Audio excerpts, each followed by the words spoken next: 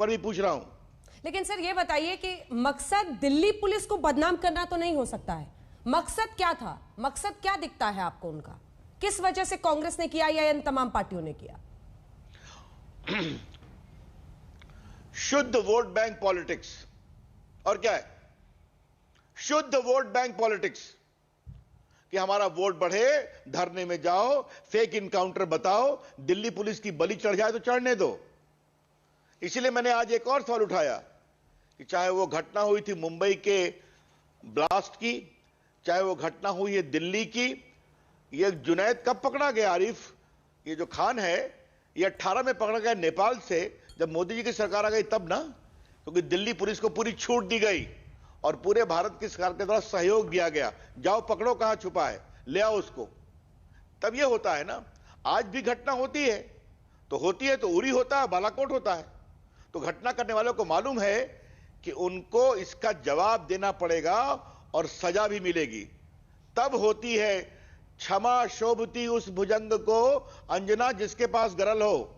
और उस समय दिल्ली पुलिस के आतंकवाद के खिलाफ लड़ाई में उनके मनोबल को कमजोर किया गया। आप पूरे इनकाउंटर को फेक बता रहे हैं, जिसमें एक बहादुर पुलिस का अफसर मारा गया और 2 घायल हुए। आप मुझे ये बताइए। और कौन सी सिर्फ ये बात, आप जरा हमें यह बताइए कि पहले जब लोग जाते हैं जेएनयू में और टुकड़े टुकड़े गैंग के साथ खड़े होते हैं और याकूब मेमन और अफजल गुरु के पूरे फांसी पर क्या क्या राजनीति की गई थी, मुझे आपको बताने की जरूरत है क्या? आप जाइए अपने आज तक के पुराने बाइट्स को और सारे विजुअल्स को निकालिए, आपको सारी बातें सामने आ जाएंगी।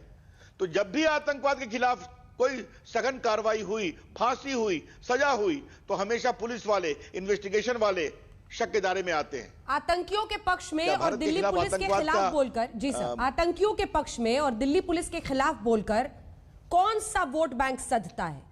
कौन सा है वो वोट बैंक? अब मुझे अंजना ओम कश्यप ऐसे वरिष्ठ टीवी संपादक को बताने की जरूरत है क्या?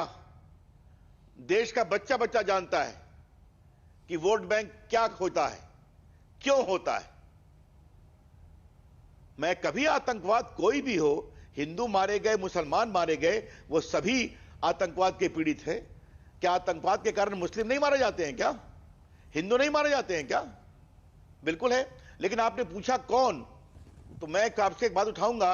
एक बहुत बड़ा बहादुर सेकंड लेफ्टिनेंट था कश्मीर का, जो सेना में था, अपने ममेरे भाई की शादी में गया था, वो मारा गया था, उसको उठा के ले गए थे बारात से। याद है ना आपको? इन नेताओं ने उसकी आलोचना की थी क्या? वो एक औरंगजेब कश्मीर पुलिस राइफल्स का एक बहुत बड़ा जवान था, उसको उठा के मारा गया था। इन लोगों ने उसके बारे में कुछ बात कही थी क्या? उसके पिताजी ने कहा मेरा एक औरंगजेब बेटा चला गया, मेरे 2 बेटे और हैं, मैं सेना में भेजूंगा। आपके चैनल पर हमेशा आप दिखाती हैं ना कश्मीर में वहां की जमात के लोग किस तरह से आज सिक्योरिटी फोर्सेस में आ रहे हैं। क्या उनको टारगेट नहीं करते हैं?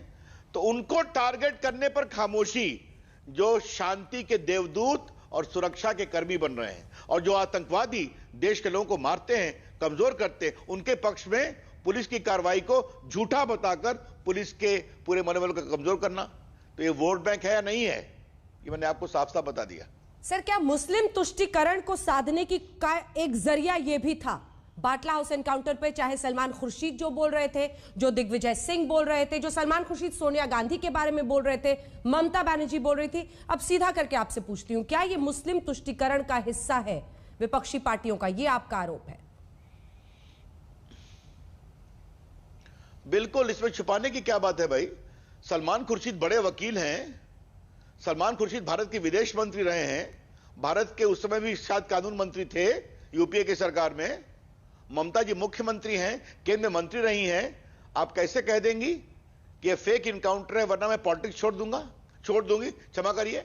और सोनिया गांधी यूपीए की चेयरपर्सन है, उनकी सरकार है, उनकी सरकार, मनमोहन सिंह की सरकार, चिदम्बरम गृह मंत्री हैं, मोहन शर्मा को अशोक चक्र दे रहे हैं और आपके आंख से आंसू निकल रहे हैं।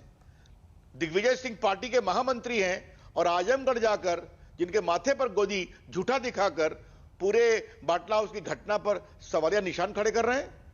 तो इसे क्या कहा जाए? यही तो है वोट बैंक। अब तो और ये सभी लोग, अंजना मार्क माय वर्ड, ये सभी लोग नहीं, ये सभी लोग जब कश्मीर में मुस्लिम समाज के बहादुर सुरक्षाकर्मी आतंकवादियों के द्वारा बिल्कुल